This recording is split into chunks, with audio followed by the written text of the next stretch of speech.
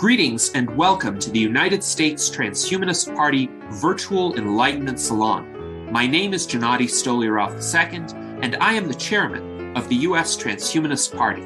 Here we hold conversations with some of the world's leading thinkers in longevity, science, technology, philosophy, and politics. Like the philosophers of the Age of Enlightenment, we aim to connect every field of human endeavor and arrive at new insights to achieve longer lives, greater rationality, and the progress of our civilization. Greetings, ladies and gentlemen, and welcome to our virtual Enlightenment Salon of June 12th, 2022. We are pleased to offer a discussion today of an innovative new initiative, the Longevity Summer Camp, that will be hosted by the Less Death organization. But first, I would like to briefly introduce our distinguished panel. We have our Director of Visual Arts, Art Ramon Garcia. We have our Director of Applied Innovation, David Shoemaker. We have our Legislative Director, Jason Geringer. We have our Director of Longevity Outreach, Ben Ballweg. And we have our Technology Advisor and Foreign Ambassador in Spain, Dr. Jose Cordero. Our special guest today is Mark Hamalainen. He is the founder of Less Death. He is also the former director of science at Synthago. He studied biology at the University of Cambridge, and he received there his Master of Philosophy degree. So he has been involved in the longevity movement now for over a decade and a half. He, like myself, was inspired by the writings of Dr. Aubrey de Grey. So, Mark, I'm very pleased to have you with us today. And please tell us about Less Death and the Longevity Summer Camp. Sure. Hey, I'm glad to be here. I guess like you said, I've been in the biotech industry for about 15 years now. And when I got involved, you couldn't really say that you worked in longevity. And so it's been really nice to see how the community has grown and become more socially acceptable, and funding is also really ramping up. And so I decided to take a break from doing actual technology development and help address another need that I've seen arising recently, which is people to actually do the work.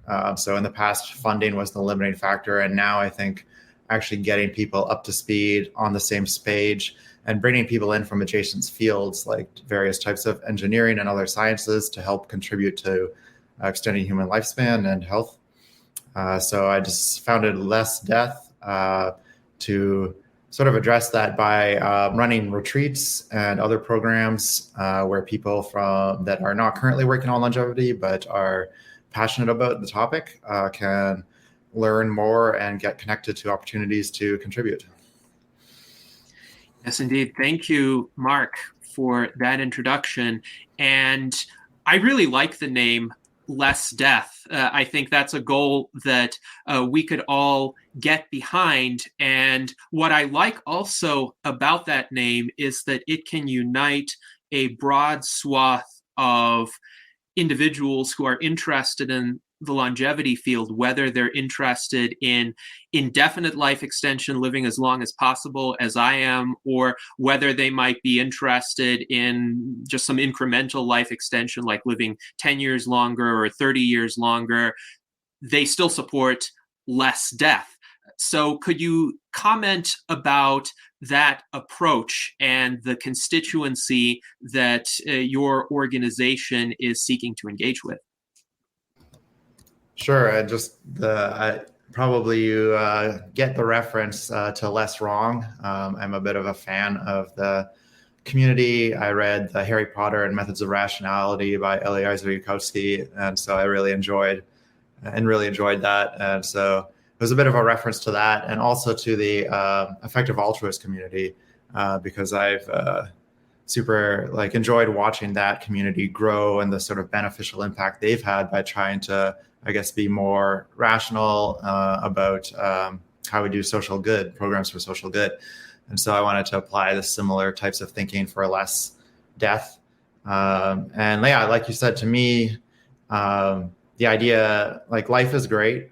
and it's great to be healthy. And so I think just like the concept of trying to maximize health and lifespan, or just even improve it, is like kind of a very straightforward, positive thing to do to impact like the human experience. And so, yeah, we're pretty open to people coming from all different backgrounds, different skills, different motivations, and then trying to help them figure out for each individual person sort of what is the best way for them to contribute, considering all of those factors.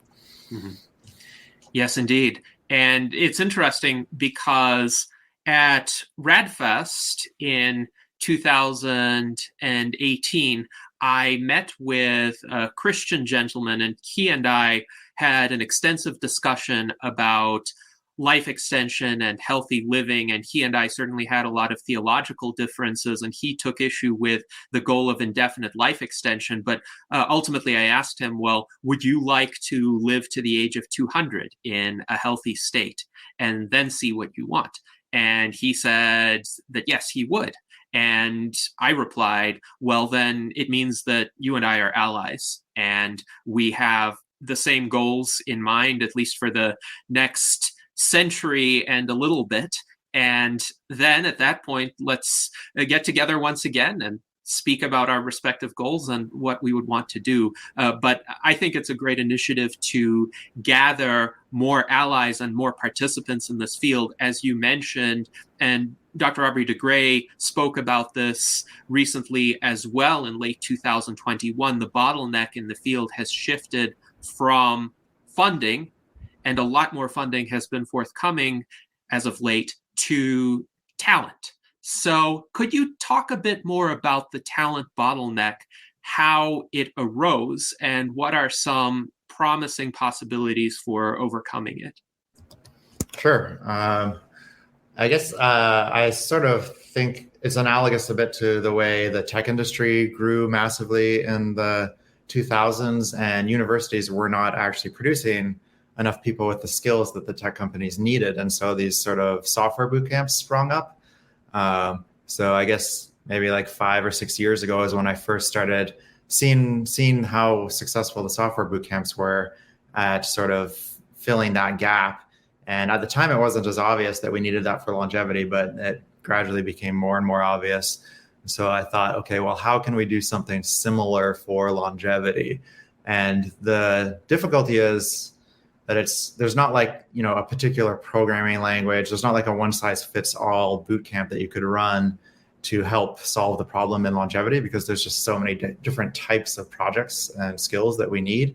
So I came up with a slightly different concept, which was to have these shorter retreats where people can get a lot of experience, or get some contact with people that are ahead of them in the sort of the career that they want to have.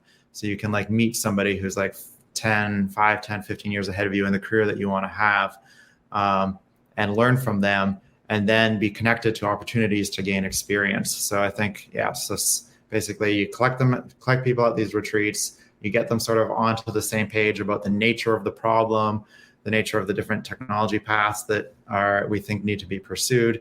And then you connect them to like residencies, internships, or jobs where they can actually go and get some experience that matches their sort of skills and preferences. Mm-hmm. Yes, and I think this is an important approach.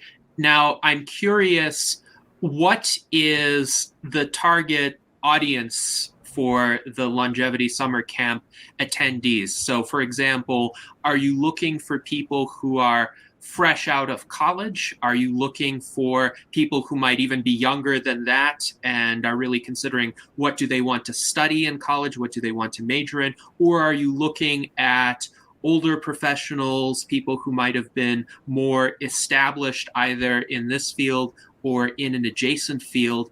And finally, are you looking for just people who want to directly engage in the research, whether that be in an academic context or a startup context? Or are you also looking for people who want to support the field in other ways, like advocacy for example, or perhaps some administrative skills that could be brought to bear in helping a company flourish?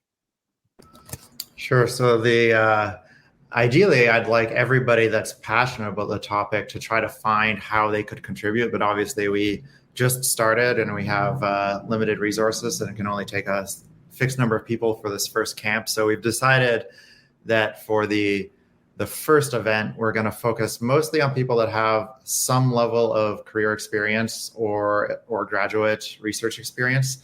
So graduate students, like PhD students, postdocs, and people that are sort of early in their careers.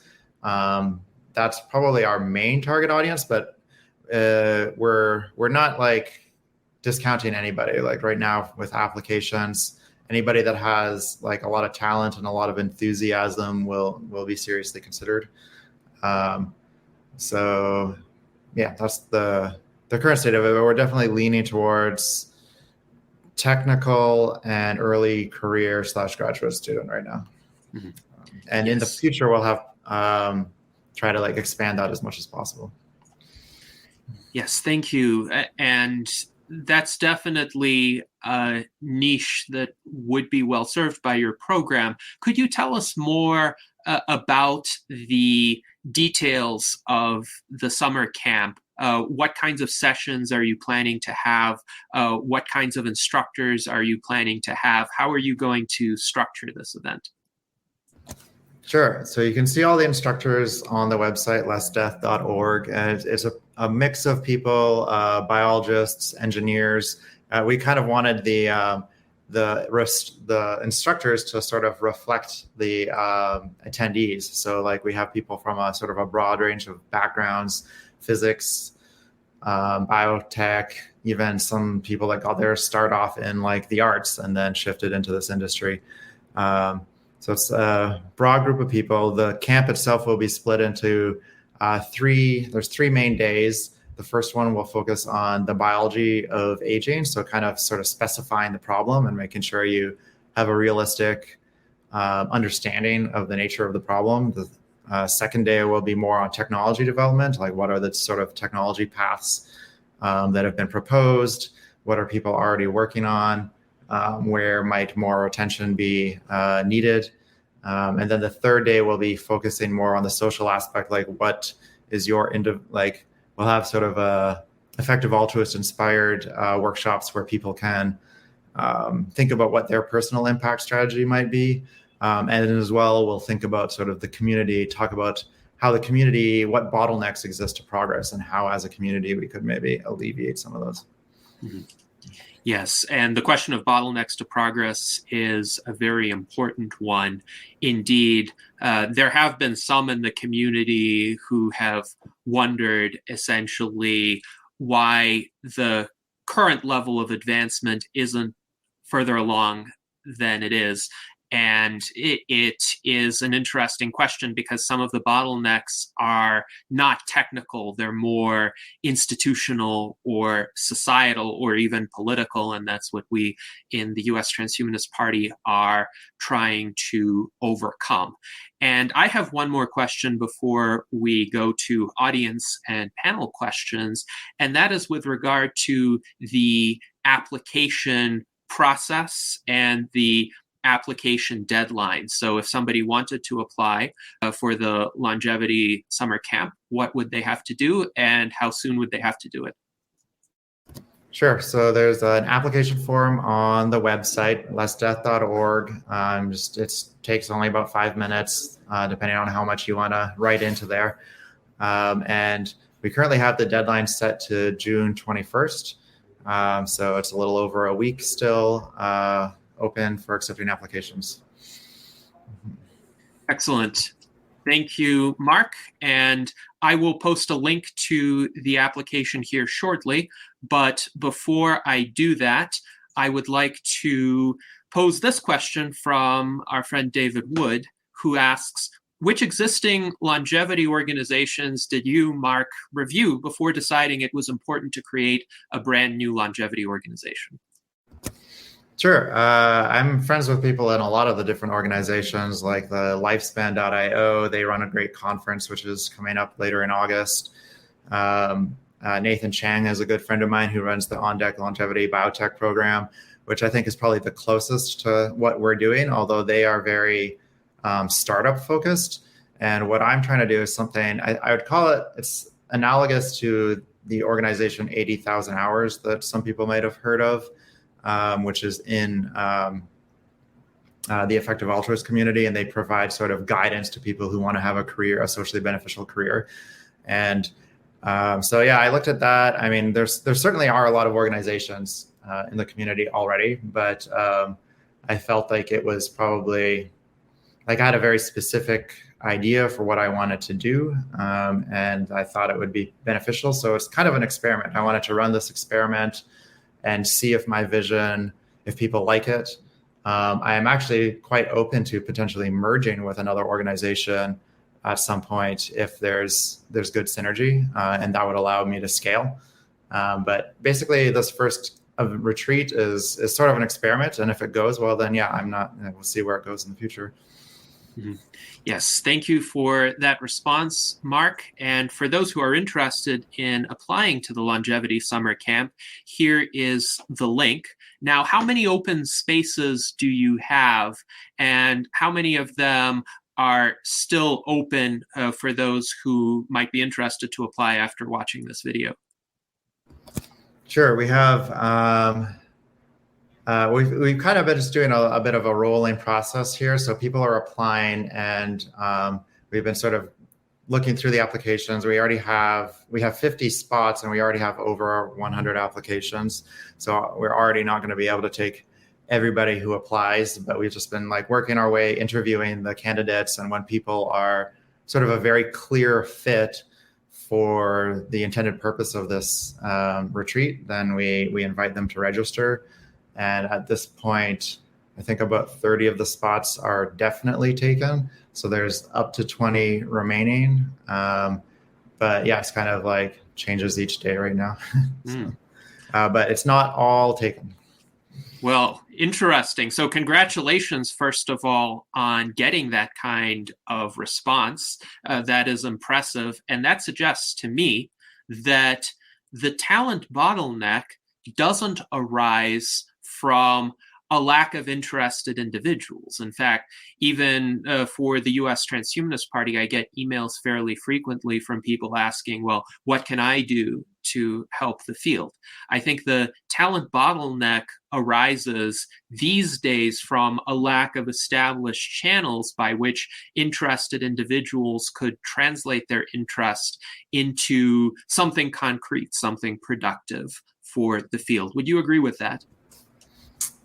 Yeah, I going back to the earlier question about like what other organizations exist. Like I said, I'm friends with people in other organizations, and a lot of them get a lot of these kind of contacts as well, where people contact them asking them how they can help, and they often only have a fairly limited number of answers. Often the first one is donate to our organization, but like actual work and project opportunities is not always one of the answers, which is partly that's because in the past funding was limited, and now that funding is not, I think it takes a bit of time for the community to adjust to that and create these channels for people. And so that's why I kind of just wanted to jump right in and just start doing that. Mm-hmm. Yes, indeed. And I agree with you. It has been a bit of a seismic shift, even in terms of my thinking about how to approach this field, because my previous outlook was essentially I should just have a decent upper middle class income and then donate some of that to longevity organizations like Lifespan.io, to which I make a regular monthly donation, or the Methuselah Foundation. That's another example of a great organization to donate to. But if the funding bottleneck is no longer such a bottleneck, then the next task should be how to attract more people to the field. And we have another question from David Wood. could at least some of the knowledge gap regarding answers to how could I help be provided not by an in-person boot camp, but by a series of online videos? So it seems he's suggesting a supplementary approach. Do you think the two could work together? Do you think there could be a follow-up component to the summer camp that involves more remote types of learning opportunities? Yeah, definitely. And that's already part of the plan. Because the thing is, you can only reach so many people at a time through in person, just like that's just more difficult. And so all of the material that we produce as an effect of like doing these retreats will be made available online, because my goal is not to like create a walled garden.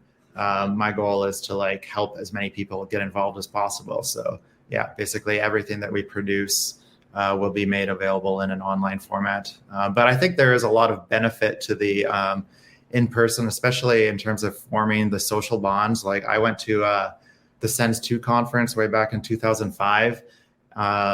And I made a bunch of lifelong friends there and these are people that I have gone on to like work with on projects. We've hired each other. We've, supported each other when we needed support. And so I think there's a value to the in-person, smaller, and that's another reason why we're doing only 50 people at a time. We're going to do multiple events per year is the plan, but keep them smaller, because then you actually get to really know people. And I think those social relationships are really important for like having sustained career change and like, and to make long-term progress. Mm-hmm. Yes, thank you, Mark. And one of our viewers, Ampero, echoes the comments that you made, and he points out there's currently a lack of connection and networking within the transhumanist community. So hopefully the longevity summer camps will be able to facilitate that. He also wonders, what about the possibility of high school and college transhumanist outreach programs? Have you given that some thought, at least in the longer term, or outreach programs for those interested in a longevity career, however you want to frame that? Definitely. I mean, you can, like, the earlier you reach somebody, often sort of the more impact you can have on their trajectory. I mean, I came across life extension in high school, and so that certainly had a big impact on my career trajectory. I have ideas about this. Right now, I'm kind of focused on making sure this first retreat goes really well, so I just haven't had time to flesh that out. But for instance, I have a friend at an organization called Impact Labs, and he suggested that what we do is run sort of book clubs where we just mail boxes of books and papers and maybe some like boxes of tea, so that people can have little have sort of meetings or less death chapters. That's certainly an idea. I'm open to suggestions from people, and I know Less Death is not the only organization that is interested in doing this kind of stuff, so it could be a collaboration with another organization as well. Yes, excellent. And indeed, to share a personal story, I became acquainted with the SENS approach when I was in high school, late high school. So the summer after my junior year, I had just taken advanced placement biology. I passed the AP test with a 5, which for those who don't know is the highest score possible on that test. And it was an interesting course. I definitely learned a lot. I learned enough to be able to read Aubrey de Grey's writings and understand what he was discussing with the 7 strands of the SENS approach. And it resonated with me because everything he wrote was completely consistent with what I had learned in my AP biology coursework. And when I read his writings, I realized, well, this isn't science fiction anymore. And even if there's a 50% probability of reversing senescence within 30 years, at that point, his time frame was a 30-year time frame, then this is enough of a chance that one should devote a lot of one's time, a lot of one's resources to pursuing that endeavor. So for me in high school, that made an immense difference. And of course, when I reached out to Aubrey is very approachable. He responds to most of the inquiries and offers to collaborate that he receives. And I found this to be a very welcoming field. So hopefully in the future, more people who are in that position now that I was in 2004 will have those kinds of outreach opportunities. So now I would like to offer the opportunity for anybody from our panel to ask Mark a question. Who would like to go first? David.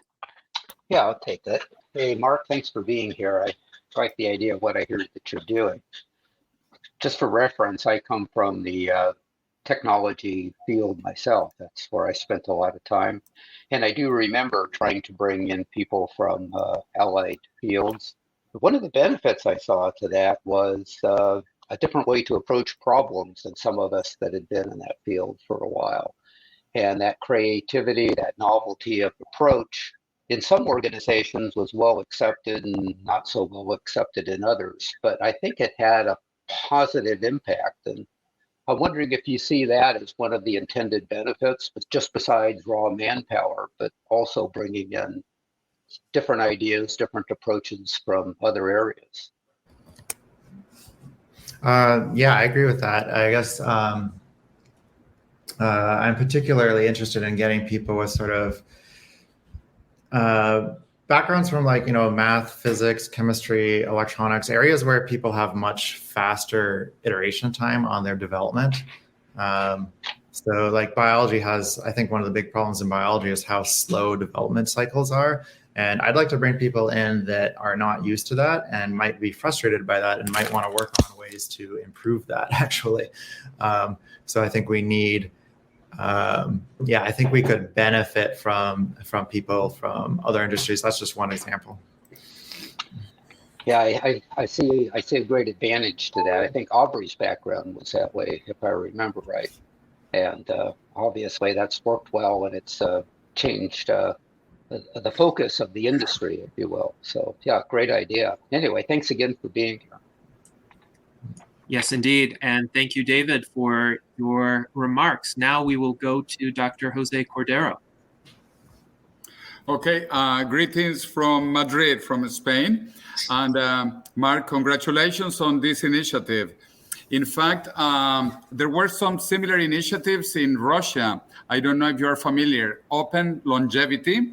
Mm-hmm. And they would actually put together a whole bunch of very intelligent people and have maybe 3 days or longer to talk about the theory of aging, the technology, what is happening, also for their personal lives, what they could do right now.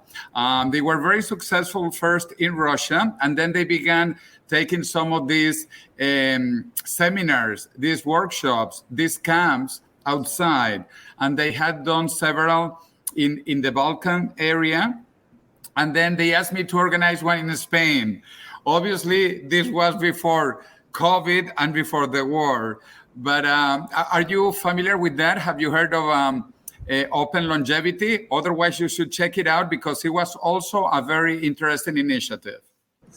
Yeah, I'm actually, it's funny, the longevity community, although it is growing really fast now, it is still a small community. I'm friends with Anastasia from Open Longevity.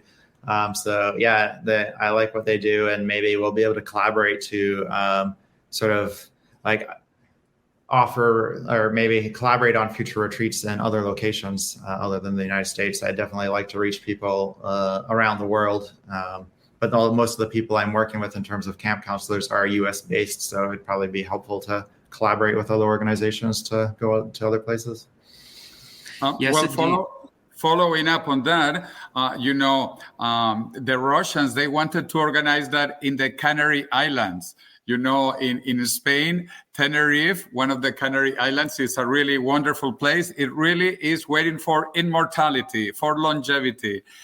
And there is a big foreign community in the Canary Islands. Half of the population during the summer is foreign.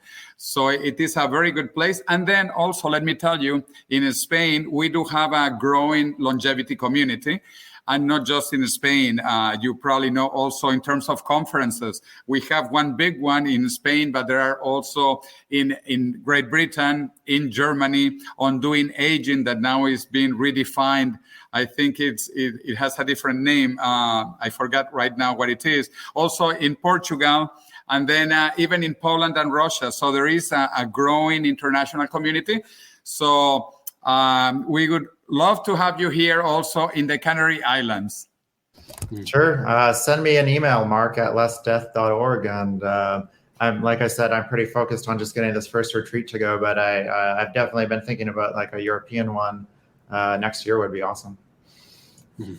All right. Thank you, Mark and Jose.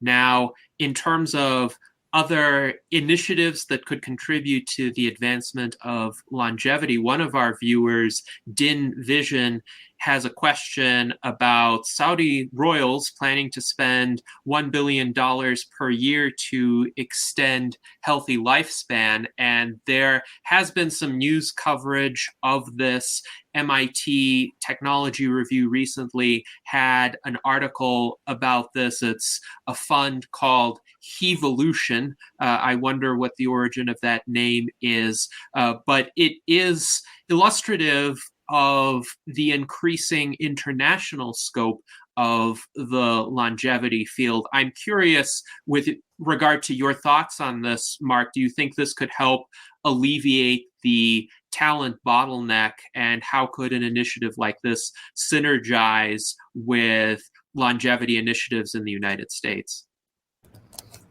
Well, I mean, it's actually increasing the talent bottleneck issue because all this money is flowing in, but who are they going to hire to do the work?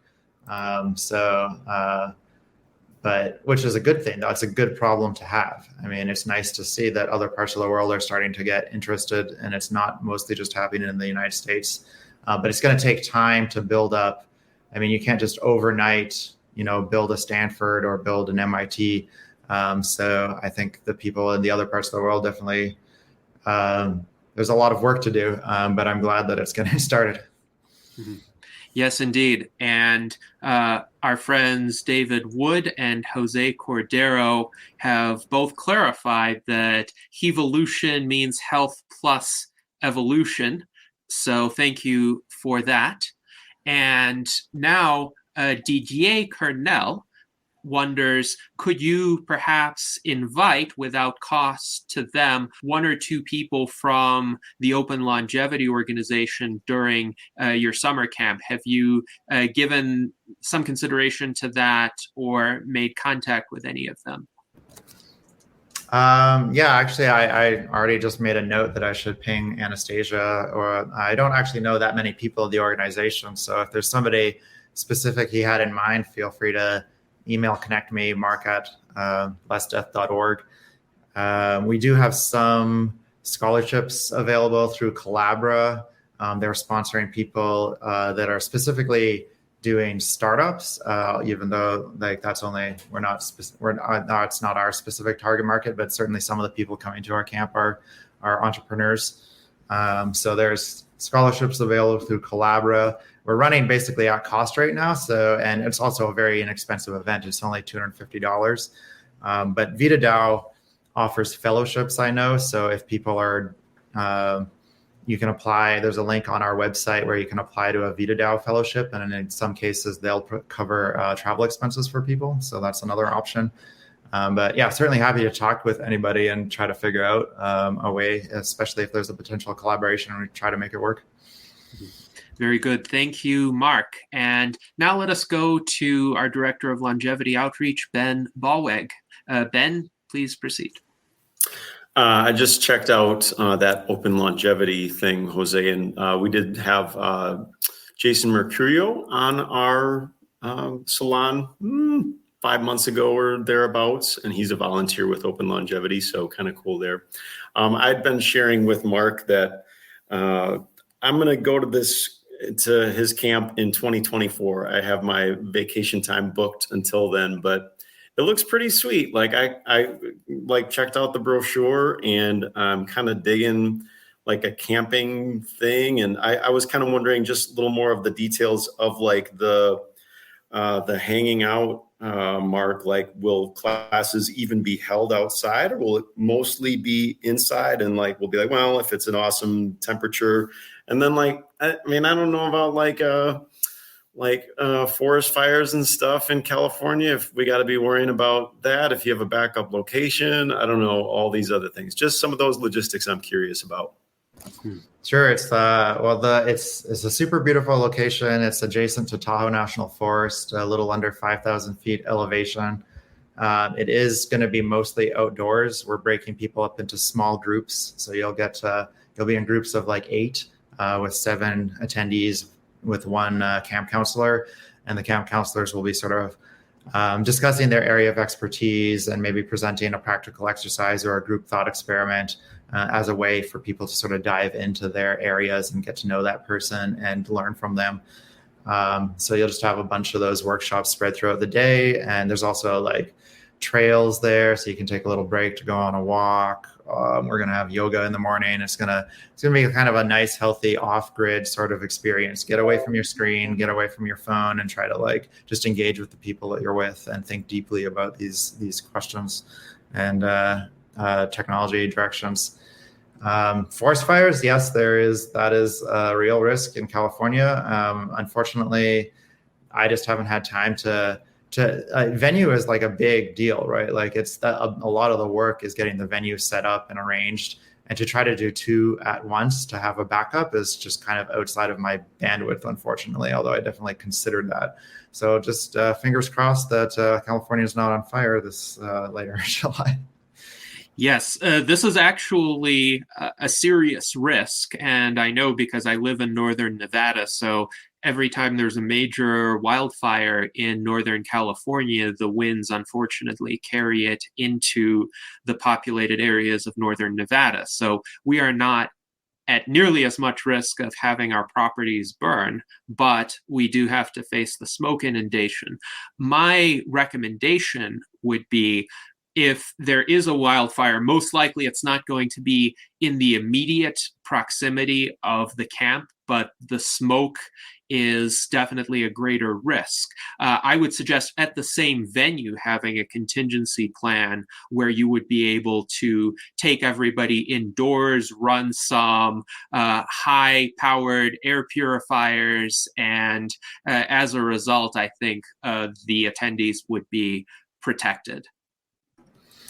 Yeah, no, that's a good point. I mean, we could just set up some big wedding style tents and just put some big air purifiers in there. And I am looking into alternate locations for the future. So we are going to have, like next year, there'll be more than one location option. I just haven't had the bandwidth really to set that up, because I've been thinking about this idea for a long time, but I actually only started working on it full time in February. Yes, indeed, that is a short time frame from idea to realization. So congratulations on getting this far with it, getting all of the instructors and the venue lined up in that time period. Now let us go to Art Ramon Garcia. Yeah, have you considered getting a YouTube channel and becoming like a YouTube influencer? Because Googling right now on YouTube, we come up. I see London Futures come up, but not too many other who puts out continuous content. So I think that's something we're missing, is kind of a YouTube transhumanist influencer to just talk about it.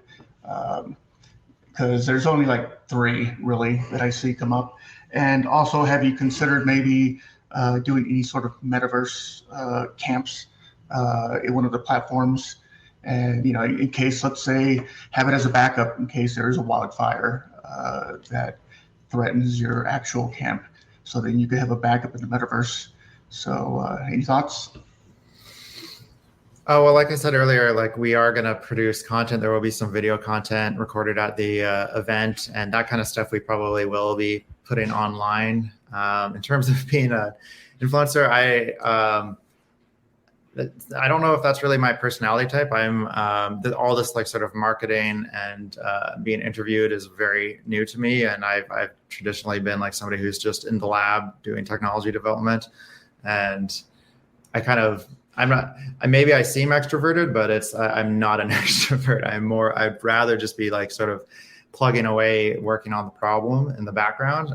But certainly, if our organization grows, I could potentially hire people that are more inclined towards that and just help with the sort of like what the content would be. And then as for the VR, again, like I think I played video games a little bit as a kid, but like I never, then I kind of just fell off of that when I got interested in life extension and just focused on working. And so I've not actually kept up with VR since the main use case of it has been games. But I definitely am excited for the potential of VR being more, I guess, higher fidelity in terms of like not just video, but like having something that's more similar to like a in-person experience. And I probably should actually try out some of the latest technology because I honestly just haven't tried it. Because if it's starting to get close, then that's definitely a viable option in the future. I just haven't tried it, so I should probably do that. Yes, indeed. Thank you, Mark. And now I would like to ask Jason Geringer if he has any questions or comments. How long is it? And like what will you guys gonna have like classes or what would you learn? What are you guys gonna teach if there's classes, and what else are you gonna do while you're there? Sure. So it's basically 3 full days of programming, like formal programming. Like I said before, there's a biology day, a technology day, and a sort of individual/community social day. And so that's pretty short. But the idea is right now we're taking people that are already technical people. And so they already have a sort of engineering or scientific mindset that operates as a scaffolding. And what we do is kind of fill in we allow them to like sort of populate that scaffolding with some specific to longevity information. And then, so like probably in the future, I'd actually like to do longer ones. But again, like you can go find, like if you need biology 101 or chemistry 101, like there's MIT open courseware, there's Coursera, there's Khan Academy. I don't think that's like the sort of high leverage, unique thing that Less Death should offer. We could, if somebody comes to us and clearly needs that, we can say, hey, why don't you go study these things on your own through these already well-established high quality programs that exist, and then come back to us later, and we can sort of get you boosted up into the longevity community, because that's where there's not already existing programming that's very widespread. Yes, thank you, Mark. And for those who are interested in some of the details, I've posted a link to the schedule and the overview of events that has been made available on the Less Death website. I will also say, Mark, that I am an introvert like you. Actually, I like to tell people that I'm an introvert who has learned to sometimes act like an extrovert, but very much my personality is also introverted, in the sense that what I prefer to do is actually solitary work on projects, but I recognize the need for external engagement. And when I was offered the opportunity to be the chairman of the U.S. Transhumanist Party, I realized essentially that if I'm not going to be doing this work, then who will? And hopefully the answer is many other people, but we need ourselves also to inspire them. So I appreciate that you are doing this, and hopefully we in the Transhumanist Party can provide inspiration for advocates of longevity the way that you are trying to provide guidance and career paths for researchers and technologists. So a question along these lines would be, what would be a good set of synergistic interactions between the researchers and the advocates? What kinds of networks, forums, venues, ways of communicating do you think would be effective in getting the advocates to understand the latest developments in terms of the research, giving them essentially a high-level overview of what the current extent of progress is, where the bottlenecks are, what the research community needs, and where they would like to essentially pursue those resources or opportunities? I mean, I guess to a large degree, that's like kind of what Less Death is trying to do, right, with our program. But we're obviously only able to reach so many people. Might sound silly, but like books are great. Like if you're really serious about this topic, there's not a shortage of information like sources out there. Like, Ageless by I think it was Andrew Steele came out recently. It was a very good overview of the longevity field. And you can, like, technology development, biology, we have institutions where you can learn this stuff. So I think one thing we want to offer is sort of one-on-one guidance, where if somebody just is like, trying to figure out where to get started, like they can book a call with somebody from Less Death and we can talk to you for an hour or half an hour or whatever and kind of give you some advice. But like, if you're really serious about it, I mean, you just have to do it. Like, you have to, maybe you have to go to school again. Maybe you need to try to find a job where you can get workplace experience. Yeah, I'd say just rip the Band-Aid off and just do it. We need an army if we're going to have any chance of achieving these things in our lifespan. If we want to extend health and lifespan before our time's up. Yes, indeed. Ben, you are an example of somebody who has decided to just do it. So please. Yeah. I think so. It was December of 2019, just before COVID, and I saw that I could get access to the university libraries for it might have been like $60 for the year or something like that. And I was like, when I have access to all of the peer-reviewed journals there, plus all the books that they got on their shelves, I mean, I was like, sweet. If I only got to pay $60 to just jump in and find all the things. And I mean, I think when I was starting to tell other people online about it, I was like, I mean, it is a big old rabbit hole. So just be ready for where you're going to start finding different sources of information. And some are a little harder to get as much out of as other things. But yeah, totally. Like Ageless is a good place, a really good book. I wonder how much you need to have like a biology background before you start reading these books and get into them as much as I felt like I got into them. But then, yeah, you do have the Coursera's, the Khans, et cetera, et cetera. So yeah, deciding to dive into it, that's pretty darn key. Yeah, and just to follow up on that, like that's what I did when I actually read the Mars trilogy by Kim Stanley Robinson when I was about 13 years old. And that was kind of I had the concept of longevity and life extension in my head before that, but that really triggered me to be like, oh, the characters in those books were like actually doing it. They were actually developing this technology that was part of the story. And I realized like I could be a character just like that. I could just do it. And so I just started ordering university textbooks and I got a subscription to Nature and I read the books cover to cover. I read every issue of Nature cover to cover.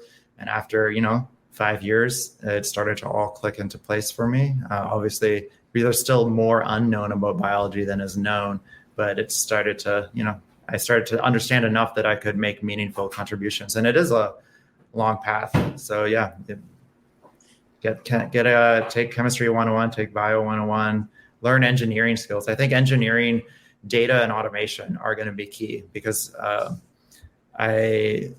when I started my PhD, I was doing, manually pipetting, feeding my cells, moving plates of cells from one instrument to another. And I kind of had this realization that if this is the way we do research, we're not going to get any meaningful progress within my lifetime. And so I actually dropped out of my PhD at Cambridge and I got a master's instead. And then I came to California to work on technology development. For instance, at Synthago, where we were basically we fully automated all of the reagent production and laboratory. The lab was just automated. Like the idea was no human hands in the lab. Like you should be controlling the experiments from a computer. Quite interesting. Thank you, Mark. And I've posted a link for those who want to explore the Mars trilogy. The Wikipedia entry is just a place to start. Of course, it has links to where you can obtain the books. David Wood writes, +1 to the recommendation of Ageless by Andrew Steele as a great starting point into the science of aging. And Daniel Twett writes, thank you for your simulated extrovert service. I think that was in part directed toward Mark and in part directed toward me. So thank you to Daniel. And Daniel also wonders, has anyone written a book for dummies on the topic yet, on longevity? And of course, books like Ageless and Ending Aging by Aubrey de Grey and Michael Ray, they certainly do require some background knowledge. So is there a book for somebody who is just very new to the field, somebody who might not have even taken a high school biology course yet? And I know there's Death is Wrong, which is my illustrated children's book, but that is very basic. I have a 2-page appendix there about SENS, but what I think Daniel is asking for is something intermediate. So for a layperson who is interested in the subject, but doesn't have the technical background yet. I mean, I guess I don't know that there's a shortcut. Like, it depends on what your goal is. If you just want to become able to understand a little bit more about what people are discussing versus if you actually want to get involved in the technology development. And if you want to get involved in the technology development, there's no way, like if you're starting from a layman level, there's no way around that. It's going to take years. So to get started, there's lots of Courage Scott, I think, is a YouTube channel that does some really fun videos. They have a why should we die and can we cure aging videos. I'm sure somebody can find, I don't know how to spell it. It's a horrible name, but it's really, really good YouTube channel, animated explanations of all kinds of scientific things. So that's a good area to get like sort of excited and inspired and maybe get some conceptual understanding. But yeah, if you want to do technology development, I don't think there's any way around the fact that you just need to get biology 101, chemistry 101, start there and keep working forward. So this YouTube channel that you mentioned, is it Kurzgesagt? Is that the name in German? Yes. So I will. So that is German. I've been wondering. I've seen that channel before. I've always wondered what it was. Yeah. Yes, it's German. Kurz in German is short, and gesagt is the past tense for said or stated. So stated concisely, that would be the translation. I will provide a link to that. In a nutshell, maybe. Yes, that's actually how they translate it into English. Ben, you have some desire to discuss Synthago, so please go ahead. I just want to have Mark go ahead about Synthago. Sure, yeah. So Synthago, I guess, probably exists because of a previous company called Halcyon Molecular, where there was a group of us that would meet in the evenings for a beer to talk about the future of synthetic biology. And Halcyon was a really exciting company, but I think over ambitious. We were trying to do too many different types of technology development at the same time in the same company.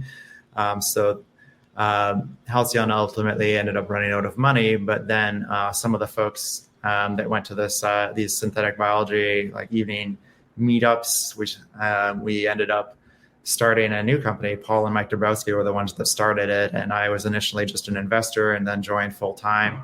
And we had the vision of try to do the necessary technology development to turn biology into something more like information science, where you just have warehouses full of fully automated machinery that's just cranking away at biological experimentation and updating an in silico model of biology, and that it's all just driven by AI.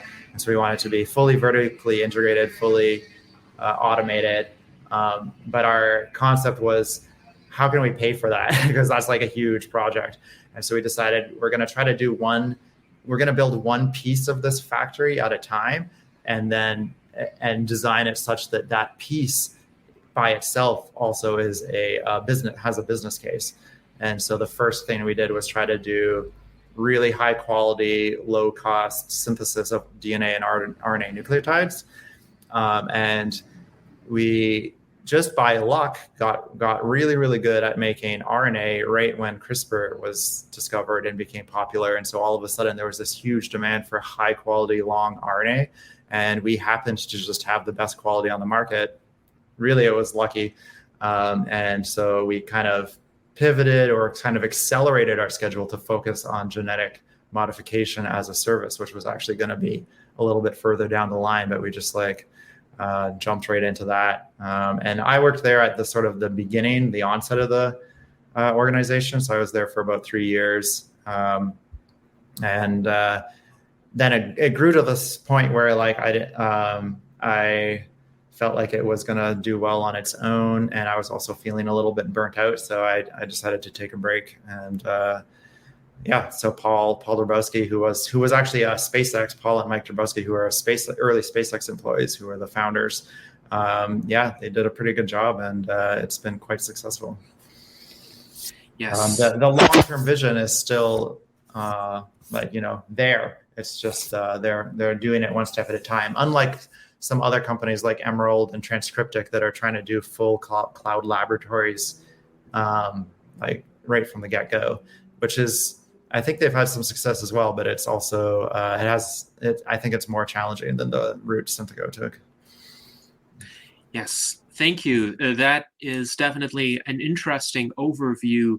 I am curious with regard to your thoughts on a broader question, and that is with regard to the longevity of startups. You mentioned Halcyon Molecular, which was quite ambitious, but it did close its doors 10 years ago, and there are various opinions about why it did not persist.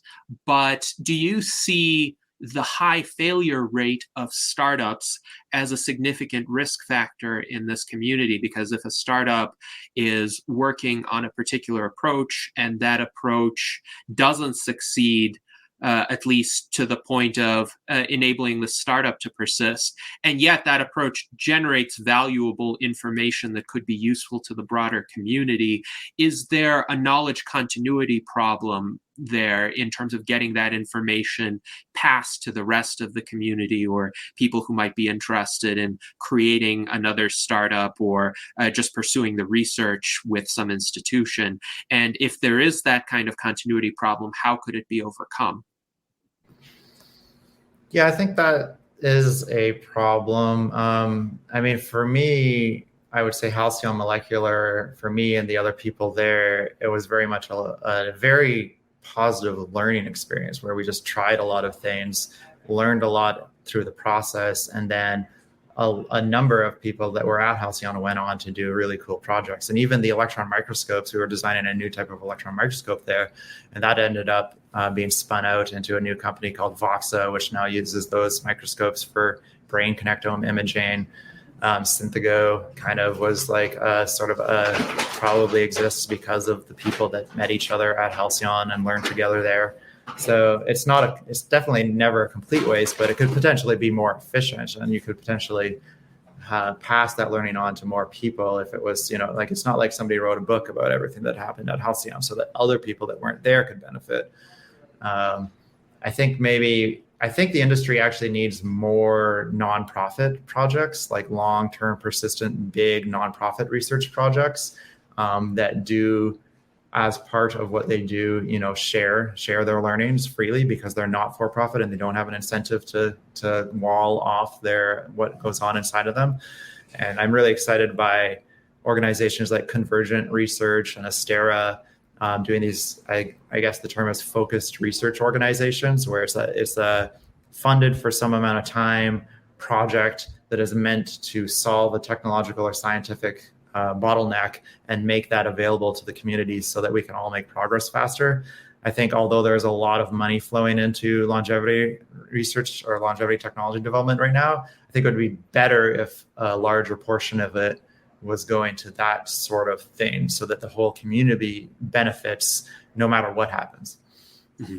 Yes, indeed. I do agree that the focused research organization concept is a promising one, and also donating to nonprofits that have greater longevity because they're not required to turn a profit quickly is a wise idea. Of course, it's also wise to select the nonprofits that one donates to carefully to make sure they actually carry out the mission that one would like them to carry out. I do once again recommend Lifespan.io and the Methuselah Foundation as two organizations that have certainly demonstrated an ability and willingness to carry out their respective missions quite well. We have another question from Jose Cordero. Yes, hello. Hi once again. And Mark, it is good to know and remember that you were involved with Halcyon. I actually visited twice when I was at Singularity University. I am one of the founding faculty of Singularity University, and I was there for the first 5 years. And we actually went to visit with every summer course Halcyon. And so I have very good souvenirs about Halcyon. And now, in a way, that we have Ultima Genomics. Are you familiar, I guess, with Ultima Genomics? They have finally announced that they are going for the $100 sequencing for the human genome. So that is the question. And also talking about books, entry books, you can see it behind my back. I have a fantastic book with my great British co-author, David Good. Our book is called The Death of Death. It is published already in 6 languages and coming soon in another 6 languages. And not yet in English, even though it is also in English, the manuscript, but it has not been published yet for a big publishing house. So that is another question. If you know a big publishing contact in the USA, we are welcome to talk to you and to them. But anyway, so Ultima Genomics and book publishing. Mm-hmm. I have not published a book, so I unfortunately can't comment on that. Although, there's a lot of, I'd just get in touch with somebody who has published a book, maybe. As for the Ultima Genomics, yeah, that was exciting. I mean, there's also, been many announcements in the genomics world that have failed to live up to the hype. So I'm looking forward to actually seeing an instrument in action. But I've read a little bit about how it's supposed to work, and it definitely sounds promising. It reminds you of Halcyon, I guess, in a way. No, I mean, Oxford Nanopore, they made some pretty strong claims and that were not lived up to. But this one looks, I would say, I have a pretty much higher confidence in that and what they're doing. Interesting. And I think we also we also need a $100 synthetic genome. I'm a big fan of Andrew Hessel's been talking about this for a long time, and I think that there are some interesting potential ways to do that. So yeah, it's not just the reading, but we need the writing too. Yes, and certainly Jose is quite a talented writer, and he has spread the ideas of longevity to many countries. The Death of Death is a bestseller in some of those countries because in those languages, it is one of the only gateways to the longevity field that many people have. And I own a copy of The Death of Death in Spanish, though I have to say I am looking forward to the release of this book in English, as I think all of us are in this salon. Daniel Twett also writes, perhaps someday, Jose, you could create a version of The Death of Death for dummies for a really general audience. So that's just a suggestion that I will leave out there. David Wood writes, one more point about Kurzgesagt, since David is a fan. 8 of their videos have already been included in the Vital Syllabus selection, and others are shortly likely to be included as well. David Wood, of course, is compiling the Vital Syllabus, which is a sequence of videos from various sources about topics such as longevity, transhumanism, artificial intelligence, the singularity, good habits of thought for a futurist to exhibit. So I would highly recommend that as well for anybody who's interested not just in a longevity career, but in transhumanism more generally and becoming a more effective advocate for these ideas. Didier Cornell writes, +1 with Mark. For Didier, the number 2 problem of startups is that if they find something, they will try to have patents on it, and then this will be less available in terms of the community having access to the breakthroughs than if the breakthroughs were publicly funded. Of course, Mark, you have offered the possibility of a focused research organization as a way to get around that.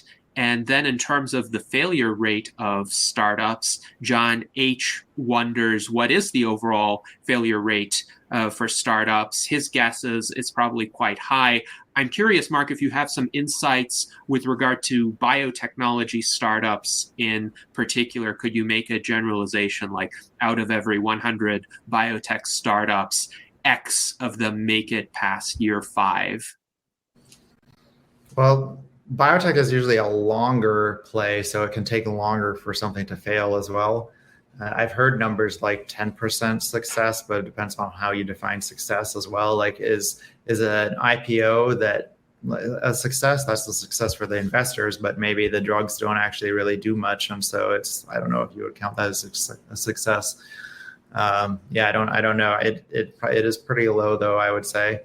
In terms of IP, I agree. Like, the IP framework that we operate under is probably not ideal. I think maybe a system of prizes where if you win a prize, you also, like, say you could set a prize for like an Alzheimer's drug, and if somebody actually develops the drug, they can claim the prize, but in exchange for claiming the prize, they have to open up for generic production immediately. Things like that, I think, could be good if our government was a little bit more willing to be experimental. And this is an area where I think countries other than the United States have an advantage, because the United States' government is very slow moving and not very innovative. So smaller countries could try to do things like this. And if they can demonstrate that it works, then the bigger countries might follow along afterwards. Interesting. And of course, you have had quite a bit of knowledge of the Methuselah Mouse Prize since you were involved in the community during those years. So how would you assess the results of that prize offering? It was definitely a core focus of the community during the mid-2000s, and there were 2 notable recipients of the prize, Andre Bartke for the longest lived mice, and he still holds the record from 2001 with his genetically engineered dwarf mice that lived nearly 5 years, and then Steven Spindler for the rejuvenation prize, taking middle-aged or somewhat elderly mice and turning back the aging clock on them using caloric restriction. So in terms of the broader impact of the Methuselah Mouse Prize initiative. How would you characterize that? I guess I'm personally not super excited by any of the interventions that involve the nutrient sensing pathways, because I think the best case scenario for what you're going to get in a human is not very large of an improvement, actually. Especially if you're talking about a human that's otherwise takes good care of themselves, right? Like, because a lot of these calorie restriction studies have like the sort of problems of like these mice are actually like living under stressful conditions, and comparing to ad lib is not a very good control. And there's a lot of problems with these studies. And I think if you like take a sort of serious skeptical look at it, like you realize that like the potential upside for humans is actually not huge. I'm more interested in technology development, like gene delivery. Like how do we like turn genetics into like a thing where you get your annual genetic software update? I think that's the type of technology that we need if we actually are serious about this. And so I'd like to push people more towards that type of work, which is actually harder, which is why maybe not as much of it happens. But I think that's what we need to focus on as a community, is the sort of the next generation technology development, and not be so focused on like hoping for some kind of low-hanging fruit that might not exist. Interesting. And I could definitely see your point there. In fact, we held a virtual enlightenment salon with David Goebel, one of the founders of the Methuselah Foundation, along with Aubrey de Grey. And we had a great conversation with him on September 6th, 2021. And he explained the pivot that the Methuselah Foundation had made since the days of the Methuselah Mouse Prize, where the Methuselah Foundation is now directly investing in companies that are pursuing research breakthroughs in human health and longevity. So his view is that the Methuselah Mouse Prize provided a proof of concept, but now the real work that remains to be done is on human aging. Our friend Didier Cornell writes with regard to your comment about the suboptimal regulatory environment in the United States, which I think resonates with all of us here. Sadly, the European countries, particularly those of the European Union, are not going faster than the United States, and often, unfortunately, the situation is the other way around. I'm wondering if you could comment a bit on what you see as the comparative advantages and disadvantages of working in the US versus working in other parts of the world, in terms of somebody who wants to make the most impact as a longevity researcher. Where could they make the most headway, and what would be the obstacles they would face in various jurisdictions?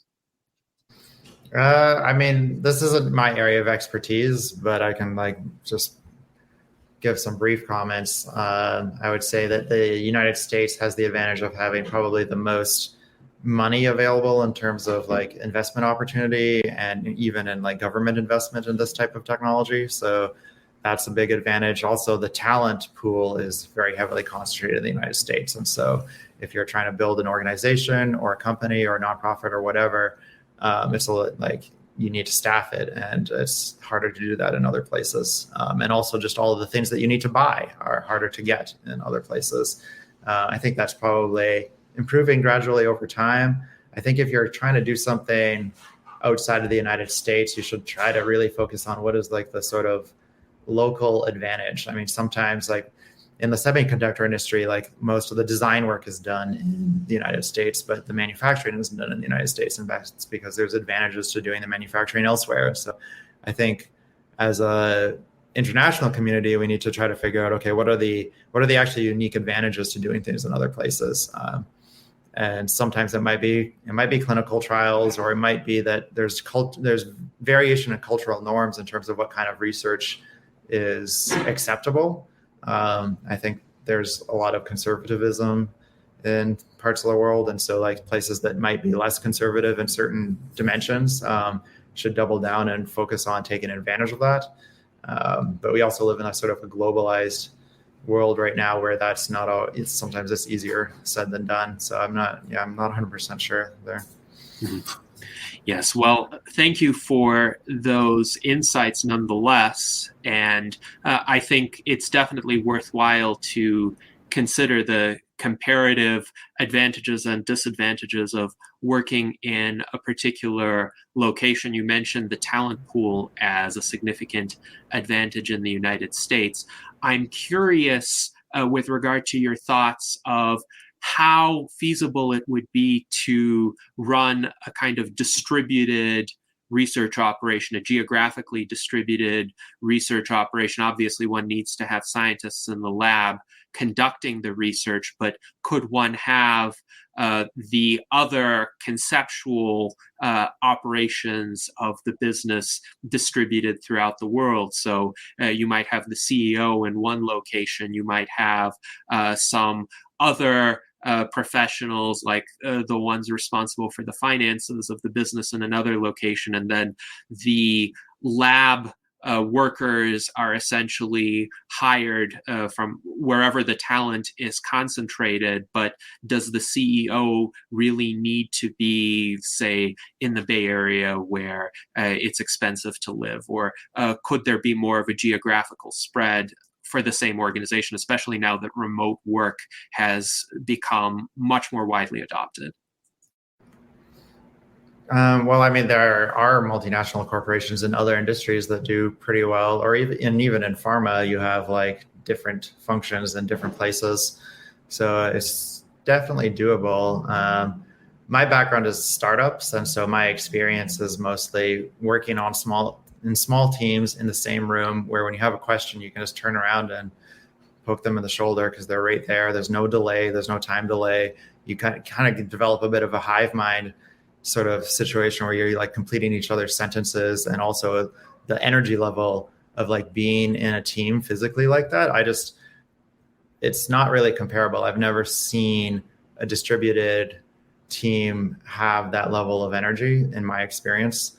I think it depends a lot on what you're trying to do, but I think especially if you're doing difficult technical projects, and especially in biotech where it's not yet all in silico, like if we got to the point where we could, we had cloud labs, we had warehouses full of automated instruments, and you could do a biotech by just writing scripts on your computer, then that maybe would be a different situation, but we're not quite there yet. So maybe we should put a lot more energy into getting there, because if that model existed and worked, then yeah, people from all over the world could be contributing a lot more. So I think building that type of infrastructure and the technology development necessary to make that realistic might be like really critical path in terms of accelerating progress. I'm curious about that. What kind of automation do you mean exactly? You had mentioned that you was doing something in the lab and it was like, oh, this would be better if it was automated. What exactly do you mean? Which parts would be good for automation? Well, I think there's different types of science that are done. There's a sort of like artisanal science where you're just like, you're pursuing hypotheses, you're doing sort of new research, coming up with new ideas, then it'll often mean new methods, new techniques, and it's hard to automate that because it's just such a it's so, you need to be really flexible and creative. And automation is better when you're doing large scale things. Like for instance, say you wanted to like fully characterize chemically everything that changes in the human body with age. Because right now, I use the analogy of a star field. Like our understanding of biology is a lot like a star field, because we have all these bright spots where people have been like, I study lysosomes in macrophages, or I study mitochondria in like cardiomyocytes. And so we have these bright spots, but most of the sky is still dark. And I would like to see more projects where you're not following a hypothesis. You're just like cranking away. Like you get like 100 different single cells from every different tissue of the body, and you do full multi-omics on them, and you do that for every age of human beings, and you do that in humans of different genetic backgrounds, and then you try to build computational models that can that can like learn off that data, the dynamics of how things change over time, such that you could like make predictions about if you changed aspects of that biology, what would be the effect. And those are just giant sort of crunch away things where you can automate those types of programs. You can just have like a liquid handling robot. You can have cell culture. It's all just done by robots. And the assays to look at the cells and see what they're doing can also be fully automated. So it's when you're trying to crunch away at large, like repetitive tasks. But I think there's a lot, like I think most of what we should be doing is actually falls into that category at this point, or at least half. And right now it's heavily leaning more towards the artisanal science approach, which has its merits and is very important, but is overrepresented, I think. And yeah. Yes, this is quite interesting. I actually several times have taken a tour of Dr. Bill Andrews' facility at Sierra Sciences in Reno, Nevada, and he has some impressive robots there that are able to analyze hundreds of samples at a time. Indeed, his bottleneck these days is he doesn't get enough samples to analyze to fully utilize those robots, but they could have some amazing throughput. Also, of course, Alex Javoronkov's company in Silico Medicine is trying to translate a lot of these analyses into the virtual realm, the digital realm. And one of the value propositions of that, for instance, is one doesn't have to sacrifice actual mice to do certain experiments or other lab animals. In cases where the biology is well known, then those experiments could be conducted without the loss of life and the expense that is sometimes involved, though, of course, sometimes the loss of life can be remedied through better protocols. I don't believe that mice or other lab animals should be killed at the end of the experiment. Indeed, if the goal is longevity, then they should be allowed to live for as long as possible. And the researchers should see what happens. Maybe there will be some surprises. So what do you think about the in silico approach? And can it be conducted in a way that would be able to reflect some of the surprises that might not be pre-programmed into a digital model of an organism's biology? Yeah, I mean, I agree with, I think it's always good to minimize suffering, less death. I mean, so when it comes to animals, like it's kind of an unfortunate thing to have to use them. And I feel pretty strongly that we should actually have our animals living in much richer environments rather than in the small cages for two reasons. One is like it reduces their suffering, but the other is that you actually get better data that way.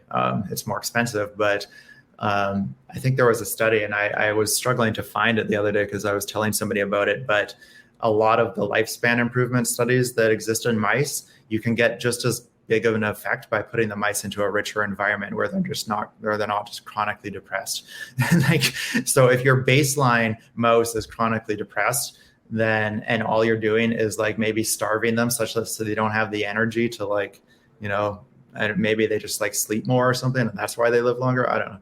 But like, yeah, I think we could have better mouse studies. There is also anencephaly as an option where you actually have animals that don't have a fully functioning brain, which maybe seems a little bit weird and kind of like, I don't know, scary sci-fi dystopian, but it does result in less suffering. And so anencephaly is maybe something that should be explored more for models. Interesting. Thank you for that response. And if it is the case that mice in labs live in suboptimal environments and there is more that could be done to improve those requirements, then perhaps some lifespan records of mice have yet to be set. Do you have any thoughts as to why there hasn't been a concerted research effort to try to see if any mice could beat the record set by Andrei Bartka's mice? Is it just set of funding limitations for the researchers? Is it that not many researchers have the time or the bandwidth to wait 5 years to see how long their mice remain alive? What do you think is the reason why there hasn't been steady progress in that area, why we don't have 6 or 7 year old mice today? I think it's expensive. Definitely it's expensive, and a lot of like researchers operate on grants that are, they're chunks that wouldn't be big enough to do it, or they're also just like time horizons are not big enough because, like, a postdoc might be around for 2 or 3 years, and so you have to finish the study in that time plus the amount of time to write the study.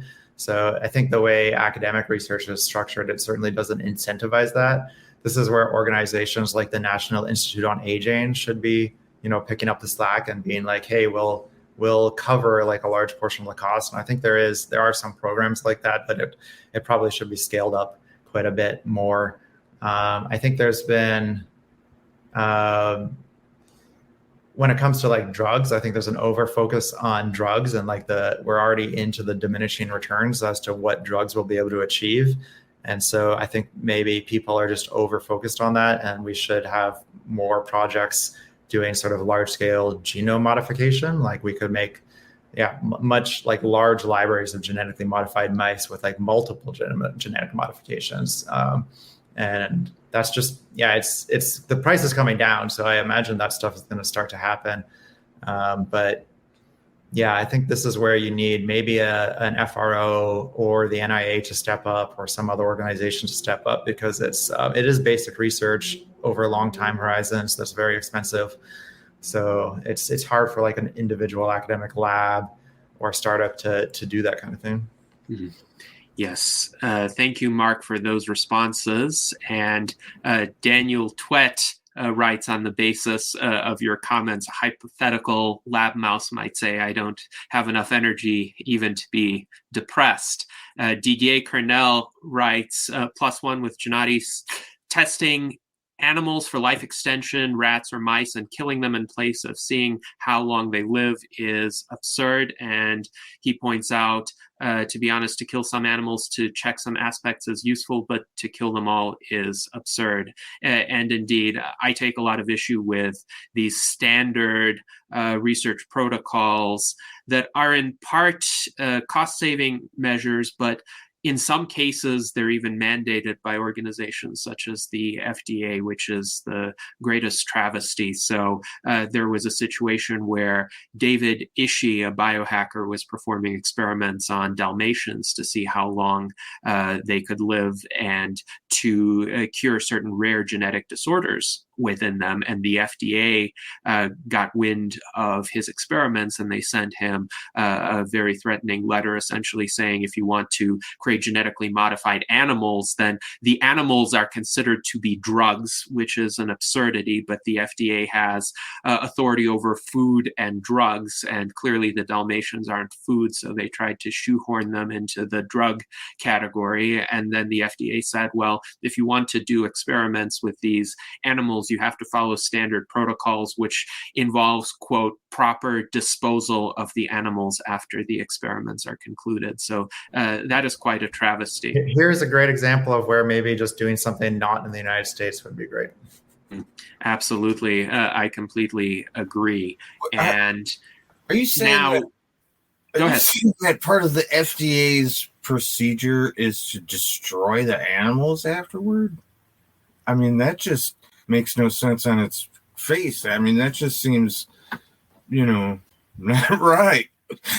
I mean, yes, it's because they're genetically modified animals, and I think the FDA standard protocol is to destroy them after the experiment for fear of some sort of cross-contamination with the non-genetically modified population. But it is a moral travesty, in my view, and one reason why, at the very least, significant reforms to the FDA are required.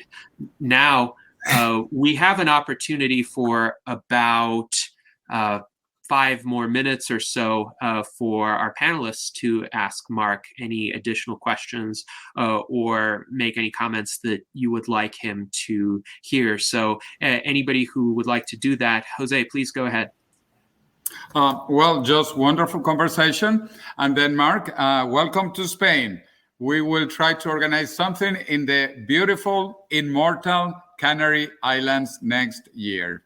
Thank you. All right. Thank you, Jose. And now we go to David Shoemaker.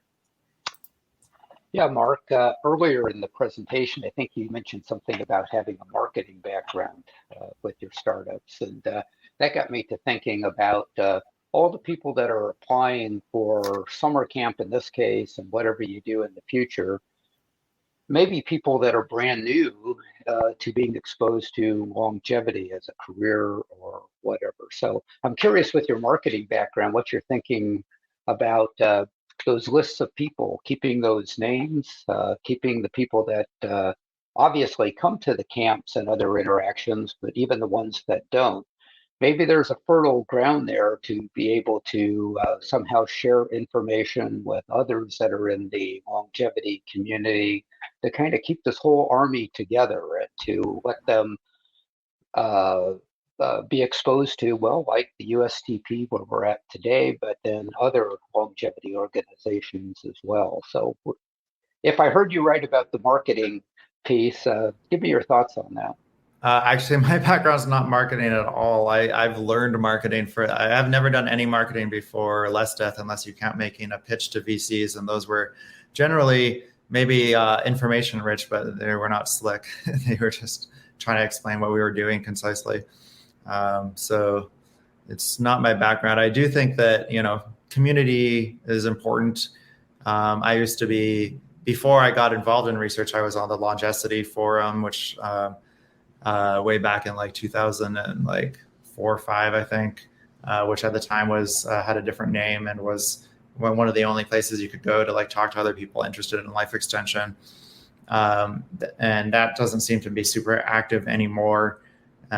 Social media seems to have replaced a lot of this stuff, and maybe not so we used to have these like online forums, and now that social media has replaced that, I think it's maybe not as effective, actually. It's like an inferior product in some regards. So yeah, in terms of online community, there's definitely room for that. Yeah, I'm not sure what the best path though is, and and you should check out Longevity. I mean, maybe we should just revive that and because I know a lot of people are getting tired of social media at this point. So maybe there's a way to create create something else or improve or get back on something such that we can have a more cohesive online community. Yes, and Longevity is still around. I have linked to it here. It does seem to be the case that it is not as active as it used to be in the mid-2000s. Yeah, but I'll also say they're sponsoring the Less Death Summer Camp, and so I definitely, and it was a great resource for me when I got started. So it would be cool to see it revive if that's possible. Yes, absolutely. So anybody who wants to go over there and engage in the forums, please do so. I post there on occasion. I have an article there on the Marquis de Condorcet, if you're interested in learning some history of the precursors to the longevity field, certainly one of the great Enlightenment philosophers. Now we have about 2 more minutes with Mark. So does anybody else want to ask him a question? Let's see. So I'm not seeing any one of the panelists wanting to ask Mark another question. So Mark, I would like to offer you the opportunity to make a closing statement. Anything else you would like to say to our audience? Sure. Well, thanks again for having me. I'm enjoying sort of engaging with the community more, because I was sort of heads down just working on technology for a long time. And now I used to be more engaged with the community when I was a student. And so it's fun. It's fun to get back socializing with you guys. And I would just say, spread the word. that obviously there's limited spots left for this event, but I still love people to apply, because then we have them, even if they don't make it to this one, we can ping them when the next one is going to happen, and maybe it'll even be in a location closer to them. So I'd love for you guys to help spread the word. I mean, like I said, I'm new to marketing. Post on Twitter, LinkedIn, whatever. You can find on our website, lessdeath.org, links to the Twitter and the LinkedIn feeds where you can repost. So yeah, just spread the word. And we're looking for people that are, our target audience is people who are passionate about maximizing human health and longevity, but aren't already working on it. And sometimes reaching those people is difficult because they might not necessarily be in these communities. They might have just read some science fiction and think it's a really cool idea, but they're not actually engaged with the community. So I found, like, if you have access to, say, a university's chemistry department's mailing list because you went to that department and you know somebody there and they can post about Less Death, like those are the kind of places that I think we could, if people know sort of channels like that, that's how we can reach more people. So please just spread the word. And yeah, that's what I got. Wonderful. Well, thank you very much, Mark, for joining us today. And once again, we have the link posted here for anybody who wishes to apply to the Longevity Summer Camp. Congratulations on getting the response rate that you have gotten. And hopefully it will be such a productive experience for the attendees that it will be replicated many times over, and you'll be able to accommodate everyone who gets onto the waiting list. So definitely a worthwhile experiment to pursue. Our friend Didier Cornell would like to thank you for this interesting conversation. And we are going to stay on for another 18 minutes or so to address the remaining comments from our viewers. So there will still be a bit more opportunity for engagement. But for now, Mark, I wanted to tell you, live long and prosper, as is customary for our virtual enlightenment salons. So thank you. And now I'd like to go to some of the comments that our viewers posted. First of all, thank you to Alan Crowley. He says, thanks to all, great salon today. And Didier Cornell writes, Longevity is one of the last classical forums still existing, less active than before, but still active. And he definitely is correct about that in terms of the ability to engage with a focused community. Classic forum is better suited for that purpose than today's social media networks, which kind of put everybody in the same pool, so to speak. And yes, in social media networks, you could have focused groups like the Facebook groups, but it's still not the same because one gets all of these messages and notifications about other groups or about people from one's main feed. And that does tend to disperse one's focus. So it would be interesting if a return to the more subject-specific forums could be achieved as a result of general disillusionment with social media. I'm wondering if anybody else on our panel has any thoughts on this. I think that the social media is going to evolve into something that kind of encompasses, everything. And I mean, there might be them silos of, specific issues like what you were mentioning, but I think it's going to encompass, more, and because there'll be more tools. And interestingly enough, recently we started checking out this new platform called Sway, which is very interesting. It uses AI to help you to better write a proposal, and it looks like a possible tool we could use for generating policy planks for our platform. We got a thing started called the Wisdom Council. Other than that, the Ageless Discord, that Ageless project with Daniel Solinger, that's going pretty good. They got they got some film. I haven't seen it yet, but he told me about it. So pretty soon we'll probably have to have him back on and update that process and stuff. So that's all going good. But figured I'd throw in them updates real quick. Yes. Back to you. Certainly. Thank you, Jason, for those updates. And we definitely want to explore a variety of possibilities for collaborating online and sharing ideas in a way that might overcome the flaws of conventional social media, everyone swimming in the same pool of information, and perhaps some of these approaches that are more subject specific could also be less acrimonious, though I have had some experience with online forums in the mid-2000s, mostly related to the philosophy of objectivism. And I found that a lot of the times those forums did tend to degenerate into infighting and people nitpicking over very small differences and kind of missing the bigger picture.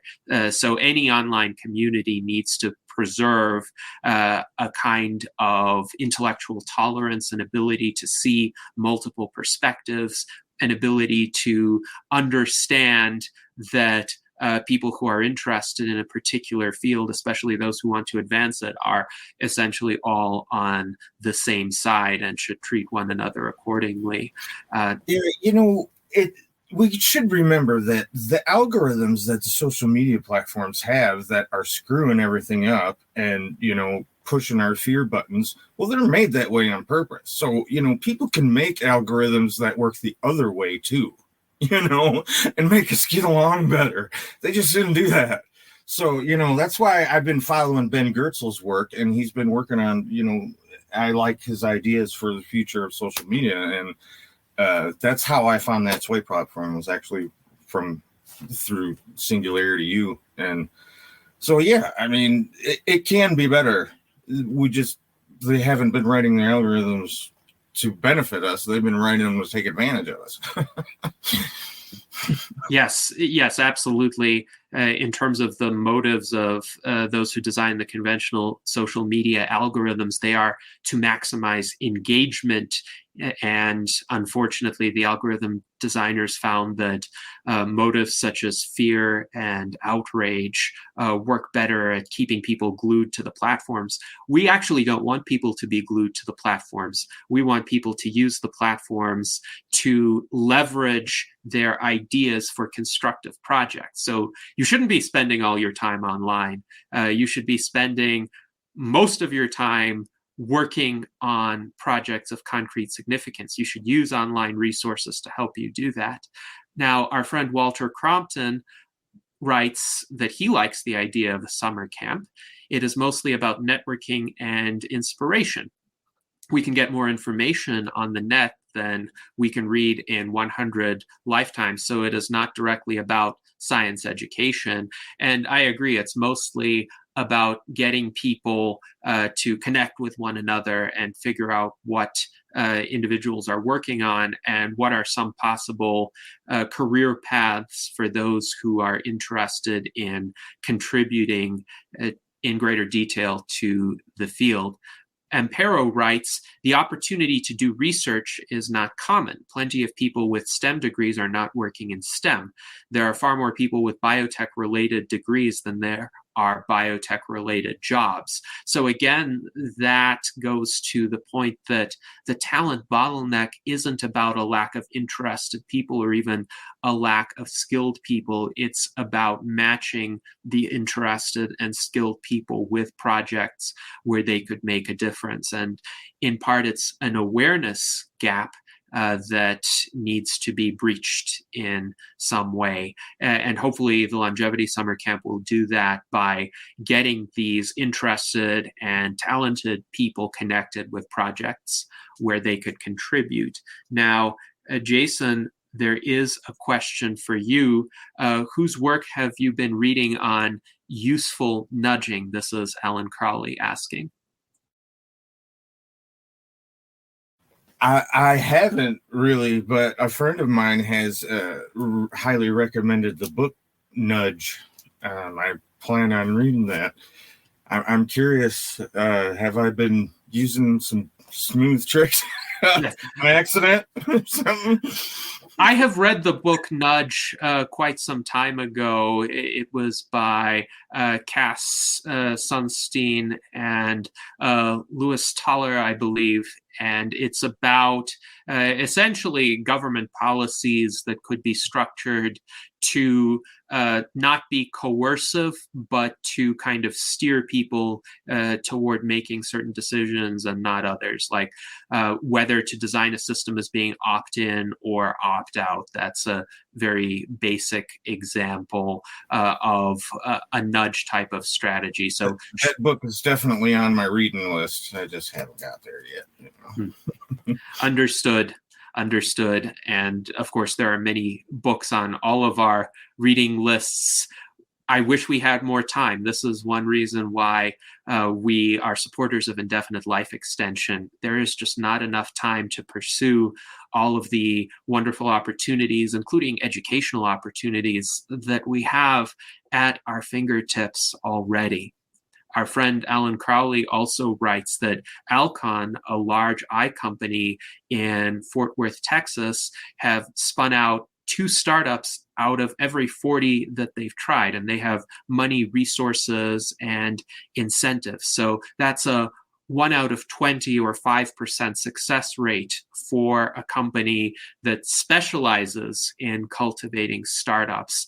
That just speaks to the extremely large rate of failure of startups. So that's a 95% failure rate, and that's fairly consistent with other figures that I have encountered. So it does seem to me that the startup is not the best model for pursuing this kind of research. We need longer lasting institutions that can champion these research projects to conclusion, because if most startups, the vast majority of startups, fail within 5 years, even the biotech startups, which, as Mark pointed out, have greater longevity, then who is going to invest in making mice live longer than 5 years? Who is going to invest in making humans live longer than 122 years with that kind of failure rate? So I would invite any thoughts from the panel on superior modes of organization as contrasted with startups.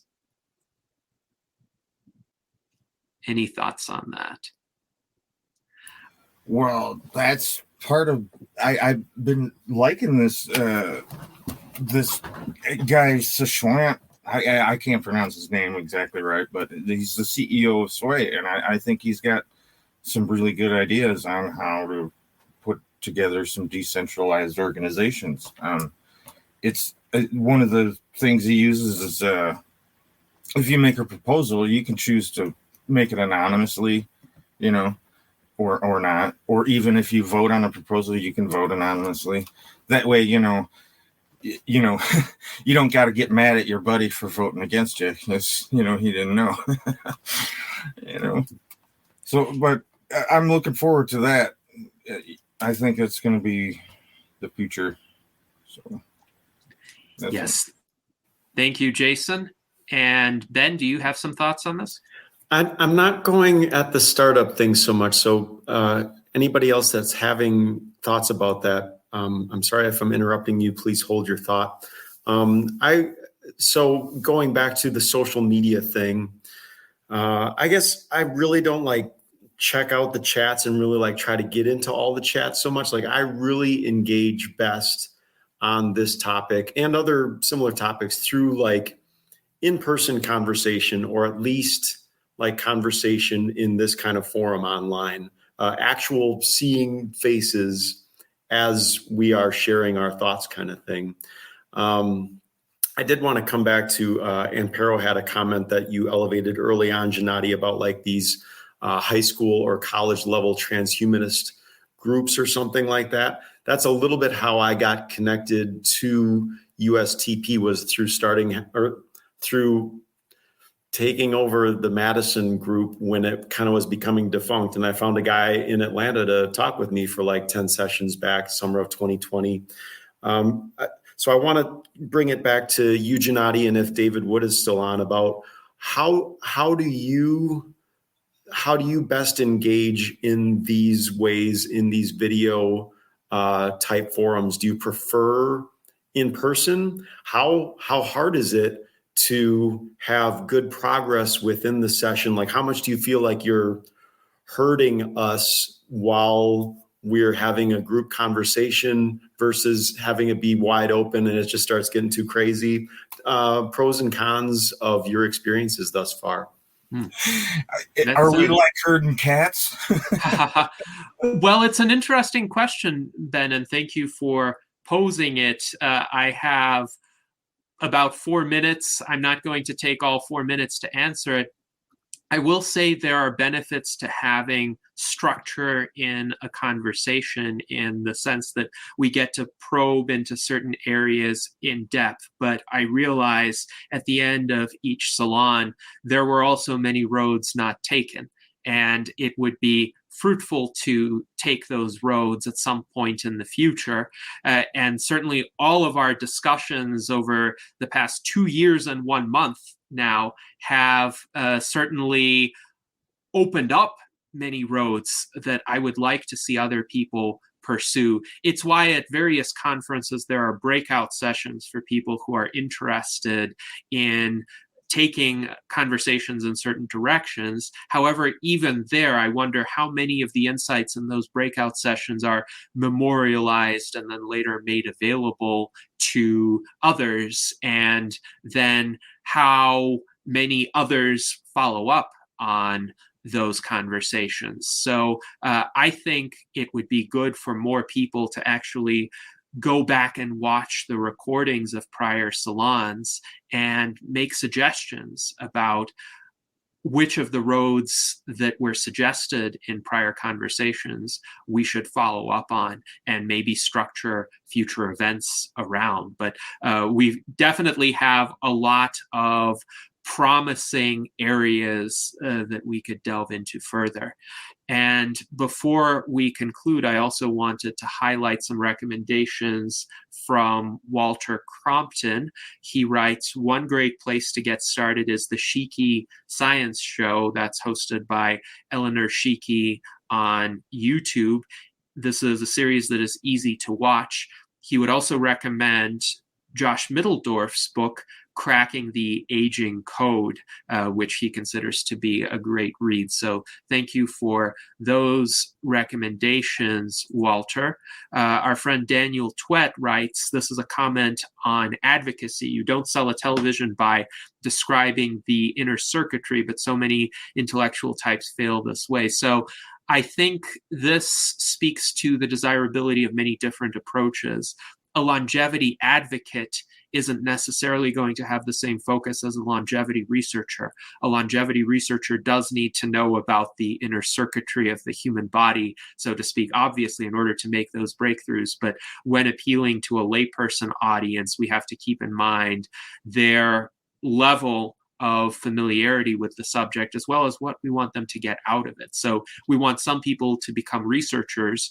We want the rest of the public to support the researchers. We want the rest of the public to advocate for policies that are actually going to make this research a productive endeavor in terms of medical treatments that can extend our lives and extend our health. Ben Ballweg writes in our internal comments, sell the sizzle, not the steak. So thank you for that analogy. We have 1 minute remaining. Does anybody else want to comment on today's session? But we got Sharif next week, so that's going to be good. It's pre-recorded, but we'll still all be in the chat. He's got some interesting stuff coming up. conference on Tesla. Absolutely. So Sharifuddin Ahmed Rana is our Director of Foreign Relations. And next Sunday at 1 p.m. U.S. Pacific time, you will want to tune in to hear what he has to say about his endeavors with the World Talent Economy Forum and the conference on Tesla technologies in the 21st century. And finally, I'd like to thank Alan Crowley once again for his generous contribution. He writes, thanks for volunteering to do that, meta-analysis of prior salons to determine which rabbit trails we didn't follow and determine the ones that would be most fruitful to pursue in future salons. And I think everybody can help with that. Just watch the prior videos again and let me know, or let our other officers know, which of these paths should be explored in future sessions. And with that in mind, I believe we are at the conclusion of today's session. So thank you to our panel. Thank you to Mark Hamalainen for joining us earlier. Thank you to the audience, and live long and prosper.